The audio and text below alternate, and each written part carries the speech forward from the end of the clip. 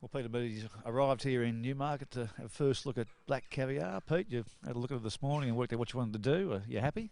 Yeah, no, very. She seems bright and alert, and she looks a bit tidier in the coat than before she left home, which is, a coat broke before she went to Adelaide for the first trip, and she looked like a woolly bear. But no, it's certainly sharpened up and brightened up, and she seems very happy with herself. It's been, 6 or 7 days since you've seen her. Do you notice much in not having seen her for that period of time? Not really, and that's the pleasing thing. She doesn't look light or tucked up or anything. She doesn't appear to have struggled from the trip. Obviously, I missed that important 3 or 4 days post the trip, but the horse I'm seeing here is pretty much the horse that walked onto the float at Caulfield a week or so ago, which is very pleasing for me. Is she easy to read by the eye? We like to back our judgment and think we can all read them by the eye. Wish they could talk to you at times, but I'm pretty happy with what I've seen this morning. So when you're through, you had to work out what to do this morning. You went up on Burry Hill. Tell us about what she did this morning. Oh, she just had a light trot and a canter, which is basically at home. It's sort of a bit of work where we equate to 2 halves on the sand, which is trot half, canter half twice around our A sand at Caulfield, which is about a mile track, and have a trot after she works, and she did that this morning here on Burry Hill, where she trots up about a half mile, which is on a slight rise, and then flattens out the top, and then she hacks for a canter for a half mile, and then she walks back down the bottom and does it again, and she did that twice, and then had a bit of a trot out in the grass, and that's just a sort of a bit of a wind down before she comes back in and has a roll. And Michael Bryant, the chiropractor's here. He's had a run over her this morning. He hasn't seen her for the same period of time. We all know she's quite, she can sustain a lot of soft tissue damage and this and that. And after a long trip, you wonder if they put their backs or necks out or anything. But he's given her the tick of approval, which is pleasing. And everything looks pretty good. Still a week away. And you said you wanted to leave Australia fit and well and race fit, basically. Would she have a gallop? What I'm seeing this morning, if she continues to do as well over the weekend, I think she probably will require a bit of work. I think she'll probably go up on the Alba Houthry track tomorrow, which is the all-weather, and I'm thinking she'll just go a bit of pace work. And Sunday will be a normal Sunday for her. She'll have a swim and a good walk and a roll and a pick. No saddle on the back Sunday. Monday a trot and a canter. And like I say, if she goes the way she's going, I would think I'll have to do a little bit of work with her probably about Tuesday morning, which might equate to a little half-mile gallop home too, probably similar that she'd do at home at Caulfield on the course proper or something like that. But all systems go for Saturday week. Your jockey gets in later, and a good thing for him is he's having Luke Nolan. Of course, he's having a couple of rides beforehand. It's probably a good thing for him. Yeah, well, I suppose it helps, knock the nerves over and blow the dust off, to say. He informed me last night. I think he's picked up a ride in the King Stand, which is pleasing. And the one I was really keen about is he's picked up a ride in the 2-year-old fillies race on the Friday, which is 24 hours before her race over the same course distance and everything. So, if track conditions or anything are playing a part, it gives Luke that opportunity. He has ridden at Ascot with success, so that's not an issue. And as we all know, Luke, not a lot worries him. I don't think it could be at Cunnamulla or Ascot. There's not a lot worries him, but it'd still be good for him to have a look around as well. What about Peter Moody for the week? How are you going to play it? Because it's Black Caviar fever over here. It certainly is, but I would think, and hopefully early next week, everyone will move down to Ascot and take in the likes of Frankel and enjoy that, and hopefully the last 4 or 5 days we get a bit of a cruisy time into it. The mare copes with it better than us, really. She doesn't worry her at all, but just the general well wishes. Some people at times struggle to understand that she needs her downtime. And the other thing is, I'm always concerned that we're guests here. We're guests of Mike de Kock's team and Jane Chapelheim's team, and we're very mindful that all the intrusions, impede on what they do each morning, and we want to be welcome back. Again, hopefully we've got one good enough to come back again, so we don't want to wear out the welcome mat. Well, she's one of the best in the world right now, and obviously the focus is on her. And I mean, have you got an understanding here in the Northern Hemisphere of how she's been received? She's front page, middle page, the spreads and the stories on her here in the Racing Post and all the media. It's quite staggering, isn't it? I'm overwhelmed by horses like the likes of Frankel and so on, and Aidan O'Brien, such his unbelievable start to the season and this and that, and you get this little horse from Australia's leading all the news coverage. I suppose it's the bit of the unknown. It's the excitement.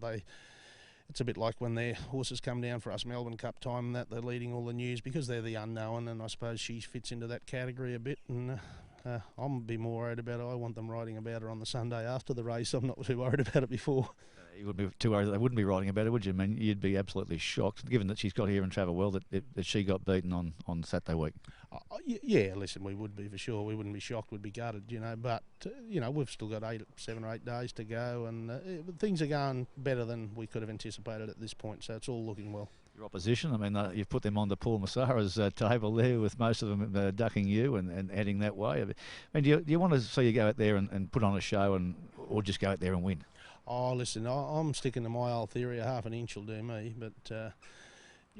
we really don't know what's going to line up. I don't think anyone's got a clue what's going to be in the race just yet, how many numbers or what's turning up. I've really got no idea what numbers-wise or quality will be her opposition, so that'll be a bit interesting as the week goes on to find out what we may be racing against, if any, I suppose. Well, I'm sure there'll be something turn up. Much is made here of ratings and international ratings. Of course, Frankel rated 138, the best in the world, and you're, I think, 135 of Black Caviar. Does that mean much to you? Not really. It loses me a little bit when, we'd all like to think we've got the best. I think I've got the best. Henry Cecil thinks he's got the best. The Poms think Frankel's the best. The Aussies think Black Caviar's the best. Yeah, listen, they're both great horses. One thing that did surprise me a little bit is Frankel's rating continued to rise, beating the same horses, 4 and 5 horse fields with pacemakers and orchestrated races. Black Caviar's hasn't gone anywhere for the last 5 or 6 runs doing the same thing. Maybe Frankel's opposition's improved, like that, even though he's been beating them, they've improved, where Black Caviar's haven't. That's a little bit unusual. That surprises me, but listen, I take it with a grain of salt. You're not going to swap horses, though, are you? No. Over here with your team, you must be so proud of what your boys Tony Hayden and Pat Bell have done in your absence. Yeah, definitely. The boys have done a great job, and we all know Tony's he's a bit of a shy type of bloke, but he's handled things very well, and Paddy's he just cruises along, does his own job. They're they're good blokes to have in that situation. They don't get flustered at all. And Jeff's been here the last 48 hours, taking a bit of the media pressure off them. So no, it's been tremendous. And what's been your reconnaissance with them, and how much contact have you had with the time difference and so on? Has that been difficult? Oh no, we work on the 6 p.m.s, 9 a.m. here, and vice versa. And no, we've been touching base. And Tony gives me a call about 1:30 each afternoon, which is sort of 4:30 here in the morning, and we just have a quick chat. And I leave him at home with a 100-horse team, so I'm happy to use his judgment with a 1-horse, even though I like to keep it in the loop. But we've regularly spoken, and I'm very pleased with the result that I've got when I've arrived. You say you brought Michael Bryant, your Kyra, over here just to make sure that there's nothing left to chance here. No, exactly. Well, she hasn't done any work of note, but you just wonder. It's a bit like ourselves. We sit on a plane for a day, and you get off with a crotchety back and a pain in the backside and the legs and this and that, and they're no different. And the difference is they can't talk to us. And Michael's worked on this filly since she's been a yearling, and he knows her inside out. So I'm more than happy to have her here beside me. You brought a travelling companion yourself, did you? Brett Kavanagh, of course, the man who broke Black Caviar in. Yeah, no, Brett's come over for the trip. He was coming last year when we brought Hinchinbrook, but I bought too many yearlings at the June sale. I had to stay home and break them in. So no, it's a good team, Michael and I, and Brett travelled over yesterday, and we've all arrived and settled in well and tasted some of the local delights last night, and some more than others. But no, it's all good. We've all travelled well. Owners are travelling as we speak. Obviously, their excitement. We all know how excited they are about this because it's been 12 months in the planning. Yeah, exactly. It's going to be a tremendous moment for them, and this is a great thing that they've allowed us to do by showing her off on the world stage. One thing I find unique, and it's been pointed out to me in the last few days, is most of the great horses in history haven't left home. They've stayed at home. We're doing something a bit unique. Like Frankel's never going to leave English shores. It might be a bit of an Australian thing, but like probably the last great horse to leave the shores was Farlat. Cigar, the great American horse, went to Dubai. And this was pointed out by an American journalist to me during the week. Cigar went to Dubai once or twice, but on the whole, the great horses in history have all done it in their own backyard. She's one of the first few to ever go out of a comfort zone. So it's pretty exciting stuff, and I think the owners are to be congratulated for doing that. The other thing too about if Frankel left these shores, would 4,000 or 5,000 English go and cheer him on, as opposed to what's happening here with Black Caviar, with just massive tour groups coming to support it? Yeah, no, it's pretty amazing. If you don't, if someone's not coming to Australia, they know England, they know someone that is, or an uncle or an auntie. It's going to be a pretty big Aussie day. I would anticipate there on Saturday we might level the crowd up. Yeah. Looking forward to that? You're looking forward to the day, or just getting the race done, or what? You're looking forward to this challenge? Yeah, I am. It's, you know, this is our probably Olympics. This is our World Championship. Racing doesn't get to have a. We have international days at various meetings around the world, but this is for us. This is my opportunity to represent Australia. I was never going to make it in cricket or football or soccer or table tennis or swimming or anything. You know, this is my Olympics. You know, this is my chance to don the green and gold, the old boxing kangaroo, and you know, have a whack for Australia. And that's, you know, that's the bit that makes the hair on the back of my neck stand up. You know, she's doing the job, but I'm a part of it.